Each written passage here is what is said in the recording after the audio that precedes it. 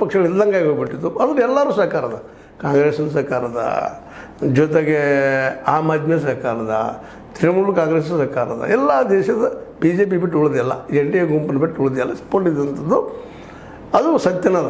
ಅದಕ್ಕಾಗಿ ಇವತ್ತು ನೀವು 24 ಗಂಟೆ ಒಳಗೆ ಮಾತನ್ನು ನಿಂತ್ಕೋಬೇಕು. ಕೇಜ್ರಿವಾಲ್ ಅವರನ್ನು ದೇಶ ವಿರೋಧಿ ಎಂದು ಕರೆಯುವ ಮೂಲಕ ಮಾಕನ್ ಎಲ್ಲ ಮಿತಿಗಳನ್ನು ದಾಟಿದ್ದಾರೆ. 24 ಗಂಟೆಗಳಲ್ಲಿ ಆ ಮಾಕನ್ ವಿರುದ್ಧ ಕ್ರಮ ಕೈಗೊಳ್ಳಬೇಕು, ಮಾಕನ್ ವಿರುದ್ಧ ಕ್ರಮ ತಗೋಬೇಕಂತೇಳಿ ಸಂಜಯ್ ಸಿಂಗ್ ರಾಜ್ಯಸಭಾ ಸದಸ್ಯರು ಆಮ್ ಆದ್ಮಿ ಒತ್ತಾಯ ಮಾಡ್ತಾ ಇದ್ದಾರೆ.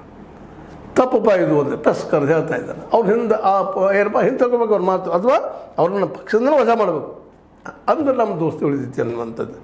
ಅದಕ್ಕೆ ಕಾಂಗ್ರೆಸ್ಸಿಗರು ಸಹ ಜೋರಾಗಿ, ಇನ್ನೂ ಅಷ್ಟು ಜೋರಾಗಿ ಅದನ್ನು ವಿರೋಧ ಮಾಡ್ತಾ ಇದ್ದಾರೆ. ಏನಪ್ಪ ಅಂತಂದ್ರೆ ಈ ಸಂದರ್ಭದಲ್ಲೇ ಕಾಂಗ್ರೆಸ್ ಇದ್ದಿದ್ದು, ದೆಹಲಿ ಕಾಂಗ್ರೆಸ್ ಇದ್ದು ಈ ಒಂದು 12 ಏನಪ್ಪ ಅಂದ್ರೆ ನಮ್ಮ ದೆಹಲಿ ಕಾಂಗ್ರೆಸ್ ಅಧ್ಯಕ್ಷ ದೇವೇಂದ್ರ ಯಾದವ್ ಅವರು AP ವಿರುದ್ಧ ಟೀಕಾಪ್ರಹಾರ ನಡೆಸಿದರು. ಕಾಂಗ್ರೆಸ್ ಬಿಡುಗಡೆ ಮಾಡಿರುವ ಶ್ವೇತಪತ್ರದಿಂದ APಯ ವಿಶ್ವಾಸಾರ್ಹತೆ ತಳಮಟ್ಟಕ್ಕೆ ಕುಸಿದಿದೆ. ಅದನ್ನು ಉಳಿಸುವ ಸಲುವಾಗಿ ಇವತ್ತು ನಾವು ಇದ್ದಂಥವರು ಈ ಮಾತನ್ನು ಅನಿವಾರ್ಯ ಆಗಿದ್ದು. ಆಮ್ ಆದ್ಮಿ ಇದ್ದು ಅದು ಭ್ರಷ್ಟದಪ್ಪ ಅನ್ನೋಂಗೆ ಮಾತಾಡಿದ್ದಾರೆ. ಅಂದರೆ ಇದು ಇನ್ನು ಹೊಂದಾಣಿಕೆ ಅದು ಪ್ಯಾಚ್ ವರ್ಕ್ ಆಗುವುದಿಲ್ಲೋ ಏನೋ ಅನ್ನುವಂಥ ಬಂದಾಗ ಬಂದದು.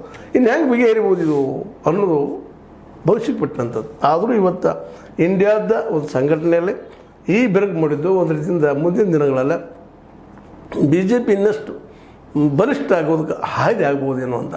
ಯಾಕಪ್ಪ ಅಂದ್ರೆ ಆಲ್ರೆಡಿ BJP ಮತ್ತು ಸಂಘ ಪರಿವಾರ ಅಥವಾ NDA ಇವರೇನು ಕುಡ್ಕೊಂಡು ಸರ್ಕಾರ ಮಾಡಿದ್ದಾರೆ, ಇಲ್ಲೂ ಬಿರುಕು ಅದು ನಡೆದಿದ್ದಾವೆ, ಇಲ್ಲ ಅಂತಲ್ಲ.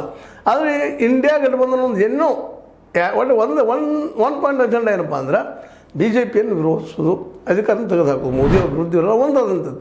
ಇವತ್ತು ಏನಾಗಿದೆಪ್ಪ ಅಂದ್ರೆ ಮತ್ತು ಅಲ್ಲೆಲ್ಲ ಅವರವರು ಪ್ರಾದೇಶಿಕ ಪಕ್ಷಗಳಿಗೆ, ಅದರಲ್ಲೂ ಈಗ ಆಮ್ ಆದ್ಮಿ ಆಗಿರ್ಬೋದು, ಇನ್ನುಳಿದ ಪಕ್ಷಗಳಾಗಿರ್ಬೋದು, ಇವರು ತಮ್ಮ ಅಸ್ತಿತ್ವ ಮುಖ್ಯದ ಇವತ್ತು ಉಳಿಬೇಕಾಗ್ಯದ ಈ ಎರಡೂ ಕಾಂಗ್ರೆಸ್ ಮತ್ತು BJP ನಡುವೆ.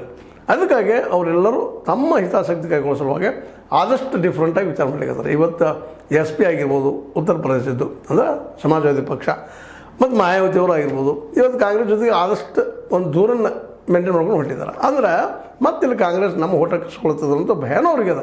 ಆದರೆ ಇವತ್ತು ಏನಾಗಿಬಿಟ್ಟದಪ್ಪ ಅಂದರೆ ಎಲ್ಲರಿಗೂ BJP ನಾಳೆ ಮತ್ತೆ ಮರಳಿ ಅಧಿಕಾರಕ್ಕೆ ಬಂದಪ್ಪ